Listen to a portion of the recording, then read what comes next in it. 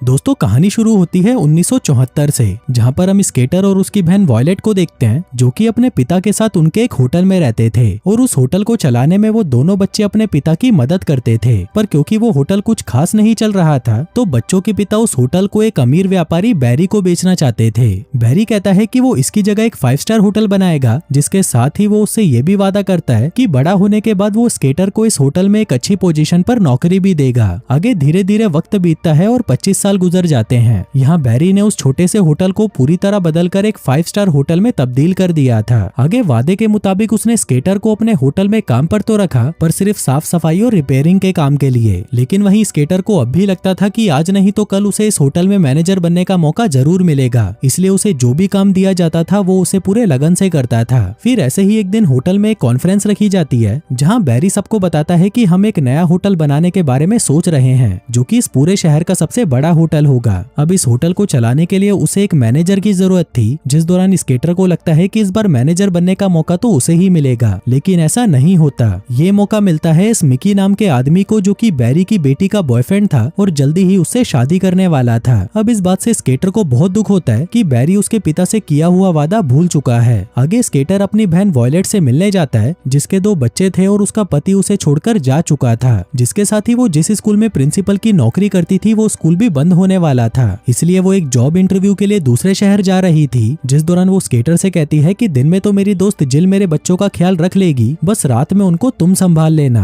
क्योंकि रात में उसको नाइट स्कूल में पढ़ने जाना होता है। आगे दिन में जिल आकर बच्चों की देखभाल करती है और फिर उसके जाने के बाद रात को जब स्केटर बच्चों को देखने आता है, तभी वो बच्चे उसे कहते हैं कि हमें पहले कहानी सुननी है, क्योंकि बिना कहानी के तो हम नहीं सोते। अब स्केटर वहाँ पर कहानियों की किताबें देखने लगता है, लेकिन जब उसे एक भी ढंग की किताब नहीं मिलती तो वो उनको अपने मन से ही कहानी सुनाने लगता है। कहता है कि एक बार की बात है, एक राज्य में एक बहुत ही होनहार योद्धा हुआ करता था, लेकिन राजा और उसके साथी उस पर विश्वास नहीं करते थे। राजा सिर्फ उसी पर विश्वास करता था जो उसकी चापलूसी करते थे और उसके आगे पीछे कुत्तों की तरह घूमते थे। दरअसल वो बच्चों को अपनी ही कहानी सुना रहा था कि किस तरह वो नए होटल को अच्छे से चला सकता था, लेकिन होटल के मालिक बैरी ने उसे एक मौका तक नहीं दिया। वो मौका उसने मिकी को दे दिया, जो उसकी चापलूसी करता था, उसके आगे पीछे घूमता था और उसकी बेटी का नौकर मंगेतर बन चुका था। फिर कहानी की एंडिंग में स्केटर कहता है कि वो होनहार योद्धा इस सबसे परेशान हो जाता है और अपने आप को मगरमच्छों के हवाले कर देता है। लेकिन इस कहानी की एंडिंग उन बच्चों को बिल्कुल भी अच्छी नहीं लगती, तो वो उसे कहते हैं कि इस कहानी की एंडिंग ऐसी होनी चाहिए कि वो राजा उस योद्धा को एक मौका दे देता है, जो सुनकर वहाँ के सभी लोग खुशी से नाचने लगते हैं और तभी वहाँ पर कैंडी की बरसात होने लगती है। लेकिन स्केटर को ये हैप्पी एंडिंग पसंद नहीं आती, तो वो उन्हें कहता है कि ये कैसी एंडिंग है। इस पर बच्चे कहते हैं कि ये कहानी हमारी है तो हम इसे कैसे भी बदल सकते हैं। फिर अगली सुबह होटल से स्केटर के पास एक कॉल आती है, जिसमें उसे बताया जाता है कि होटल के मालिक का टीवी खराब हो चुका है, जिसको रिपेयर करने के लिए उसे तुरंत आना होगा। आगे स्केटर वहाँ पर अपनी बहन के बच्चों को भी ले आता है, जिसके बाद वो बैरी का टीवी रिपेयर करने उसके कमरे में जाता है। वहीं बैरी उससे अपने नए होटल के डिजाइन और थीम को डिस्कस करता है, पर तभी स्केटर उसे कहता है कि ये डिजाइन तो कोई दूसरा होटल भी इस्तेमाल कर रहा है, ऊपर से ये आइडिया भी बहुत पुराना हो चुका है। अगर हम इसे अपने होटल में इस्तेमाल करते हैं तो हमारा होटल दूसरे होटल की कॉपी लगेगा। अब ये सुनते ही बैरी का दिमाग खराब हो जाता है, तो वो तुरंत वहाँ पर मिकी को बुलाता है और उसे कहता है कि तुम्हें काम की कोई नॉलेज भी है या नहीं। जो आइडिया तुमने मुझे बताया था वो बहुत ही पुराना है और साथ ही किसी दूसरे होटल से कॉपी किया हुआ है, इसलिए स्केटर मैं तुम्हें एक मौका देता हूँ। अगर मुझे तुम्हारा आइडिया पसंद आता है तो मैं तुम्हें नए होटल का मैनेजर बना दूंगा। अब ये सुनकर मिकी को जलन होने लगती है और वो बैरी से कहता है कि सर आप ये क्या कह रहे हो, आप इस टेक्नीशियन को मैनेजर बनाओगे। इस पर बैरी कहता है कि तुम दोनों के पास मेरे जन्मदिन तक का टाइम है, मुझे जिसका भी आइडिया पसंद आएगा वही मेरे नए होटल का मैनेजर बनेगा। उधर दूसरी तरफ वॉयलेट अपने बच्चों को लेने होटल आती है और उन्हें अपने साथ घर ले जाती है।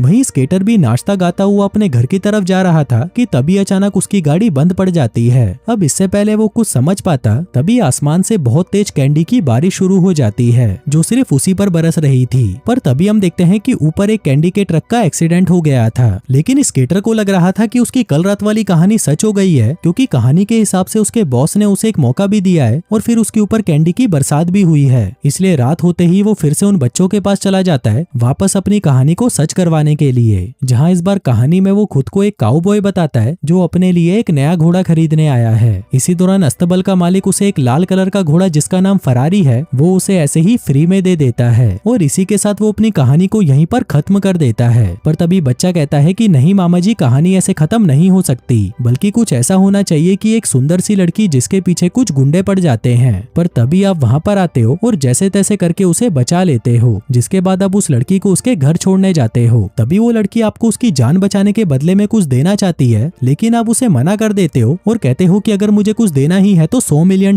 दे दो, और अगर वो भी नहीं दे सकती तो एक किस ही दे दो। जिसके बाद जब आप दोनों किस करने ही वाले थे तभी वहाँ पर एक बोना आकर आपको लात मारता है और तब जाकर ये कहानी खत्म होती है। जो कहकर वो दोनों बच्चे सो जाते हैं और अपना स्केटर पहुंच जाता है फरारी के शोरूम के बाहर, जहाँ पर वो खड़ा होकर एक लाल फरारी को घूरे जा रहा था, इस उम्मीद में कि कोई तो आकर उसे वो फरारी गिफ्ट कर देगा। इसी दौरान वहाँ पर एक आदमी आता है और उसे कहता है कि भाई तू इसे घूर क्यों रहा है, मैं तो तुझे ये फ्री में दिलवा दूंगा। जिसके बाद वो उसे 1 सेकंड के लिए उसकी आंखें बंद करने को कहता है, पर तभी वो आदमी उसका पर्स चुराकर वहाँ से भाग जाता है। आगे जब स्केटर निराश होकर होटल की तरफ जा रहा था तभी वो देखता है कि उसके मालिक की बेटी को मीडिया वालों ने घेर लिया है, जिसको जब वो वहाँ से बचाकर निकाल लाता है तो वो उससे बहुत ज्यादा इम्प्रेस हो जाती है। फिर जब वो दोनों किस करने ही वाले थे कि तभी वहाँ पर एक बोना आता है और स्केटर को लात मारकर वहाँ से चला जाता है। अब क्योंकि लड़की का सारा मूड खराब हो चुका था तो वो स्केटर को बाय बोलकर वहाँ से जाने लगती है। इसी दौरान स्केटर देखता है कि उसके पास तो फरारी है। वो उसे कहता है कि मैंने तो सोचा भी नहीं था कि ये फरारी तेरे पास निकलेगी, अब जल्दी से ये फरारी मुझे दे दे। लड़की कहती है कि तुम क्या बोल रहे हो। स्केटर कहता है कि मैंने तुम्हारी जान बचाई ना, तो तुम खुश होकर मुझे ये फरारी गिफ्ट में दे दो। लड़की कहती है कि शायद तुम पागल हो चुके हो, जो कहकर वो वहाँ से चली जाती है। अब यहाँ पर स्केटर को समझ आने लगता है कि अगर कहानी वो सुनाएगा तो उसे कुछ नहीं मिलेगा, और अगर वो ही कहानी बच्चे सुनाएंगे तो उसे सब कुछ मिल जाएगा। जिसके बाद वो वापस उन बच्चों के पास पहुँच जाता है और उन्हें अपनी कहानी सुनाने लगता है। कहता है कि एक बार एक राजा था और उसकी एक राजकुमारी थी, और उसी राज्य में एक बहुत ही होनहार योद्धा भी था जो अपने महान कामों से राजकुमारी को इम्प्रेस कर लेता था, जिसके चलते राजकुमारी का पिता भी उससे इम्प्रेस हो जाता है और वो उसे वहाँ का राजा बना देता है। दरअसल ये कहानी उसी की थी जिसमें राजा बैरी था, राजकुमारी उसकी बेटी और योद्धा वो खुद था। अब उसकी ये कहानी सुनकर वो बच्चे खुश हो जाते हैं, इसलिए उसे लगने लगता है कि अब तो उसकी ये कहानी सच हो जाएगी। जिसके अगले दिन वो अपने बॉस की बेटी को कॉल करता है, लेकिन वो तो अपने काम से किसी दूसरे शहर जा रही थी। इसी दौरान एक स्केटिंग करती हुई लड़की उससे टकरा जाती है, जो कि और कोई नहीं बल्कि जिल थी। आगे वो दोनों बातें करने लगते हैं और ऐसे ही बातें करते हुए वो दोनों पूरा दिन साथ में बिताते हैं, जिस दौरान उन दोनों को एक दूसरे से प्यार हो जाता है। आगे हम देखते हैं कि अब स्केटर के पास बच्चों को कहानी सुनाने के लिए एक ही रात बची थी, क्योंकि उसकी अगली रात को उसे अपने बॉस की बर्थडे पार्टी पर जाना था, जहाँ पर उनको अपना आइडिया सुनाना पड़ेगा। आगे वो बच्चों को एक प्लेनेट की कहानी सुनाता है, जहाँ पर वो एक विलेन से मुकाबला करने जाता है। आगे इन दोनों के बीच में बहुत ही खतरनाक वाली लड़ाई होती है और अंत में ये लड़ाई स्केटर जीत जाता है। लेकिन अब बच्चों को इस कहानी का अंत पसंद नहीं आता, इसलिए उसकी भांजी बॉबी कहती है कि लड़ाई के बाद स्केटर पर आग का एक गोला आकर गिरता है और वो वहीं पर भस्म हो जाता है। जो सुनते ही स्केटर घबरा जाता है और वो उन्हें कहता है कि नहीं, ये कहानी का एंड नहीं हो सकता।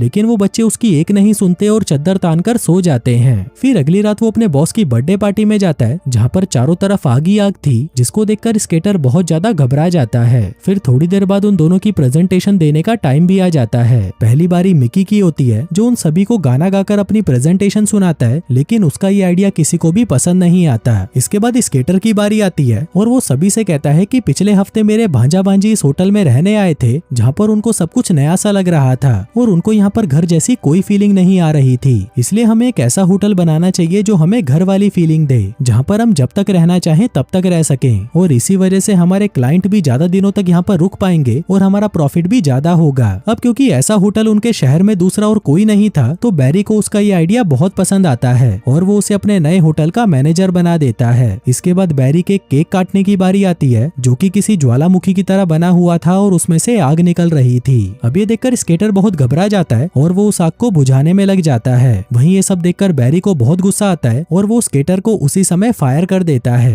अब फायर शब्द सुनते ही स्केटर को समझ आता है कि ये फायर आग वाला नहीं था, बल्कि उसको नौकरी से निकालने वाला फायर था। फिर अगले दिन उसे पता चलता है कि जहाँ पर बैरी अपना नया होटल बनाने वाला है, वहाँ पर एक स्कूल है जहाँ पर उसके भांजा भांजी पढ़ते हैं। इसी दौरान उसे जिल मिलती है, जो कि उससे बहुत नाराज थी, क्योंकि उसे लग रहा था कि स्कूल की जगह होटल बनाने का आइडिया बैरी को उसी ने ही दिया है। उधर दूसरी तरफ बैरी शहर के कमिश्नर से कुछ बातचीत करने जाता है, जिस दौरान जिल उसे मिलती है और वो उसे स्कूल तोड़ने से मना करने लगती है। लेकिन बैरी उसकी एक नहीं सुनता और कमिश्नर से मिलने उसके पास जाता है। लेकिन तभी वो देखता है कि स्केटर वहाँ पर पहले से ही मौजूद था, जो कि कमिश्नर को स्कूल ना तोड़ने के लिए मना चुका था, क्योंकि वो कमिश्नर भी उसके बचपन की दोस्त थी। आगे वो बैरी से कहती है कि हमने तुम्हारी स्कूल तोड़कर होटल बनाने की परमिशन रद्द कर दी है और होटल बनाने के लिए हमने ने एक अच्छी लोकेशन भी ढूंढ ली है जो कि बीच के पास है। अब ये आइडिया बैरी को बहुत अच्छा लगता है और वो स्केटर को गले से लगा लेता है, जिसके बाद वो उनसे कहता है कि मिकी कुछ ही देर में स्कूल को ब्लास्ट करने वाला है, जिसको रोकने के लिए वो उसके पास कॉल भी करता है, लेकिन मिकी जानबूझकर उसका कॉल नहीं उठाता।